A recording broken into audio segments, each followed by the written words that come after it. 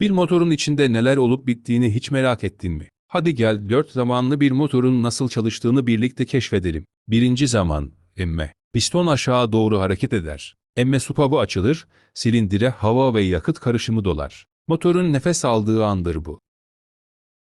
İkinci zaman, sıkıştırma. Piston yukarı çıkar, karışım sıkıştırılır. Supaplar kapalıdır, basınç artar. Enerji patlamaya hazır hale gelir. Üçüncü zaman, yanma ya da güç zamanı. Buji ateşleme yapar, karışım patlar. Piston hızla aşağı itilir ve motorun gücü ortaya çıkar. İşte aracın hareketini sağlayan an budur. Dördüncü zaman, egzoz. Piston tekrar yukarı çıkar, egzoz supabı açılır. Yanlış gazlar dışarı atılır ve motor bir sonraki çevrime hazırlanır. Bu 4 zaman sürekli tekrar eder. Her patlama, her hareket seni yolda tutar. Bilgini artır, motorun kalbini keşfet.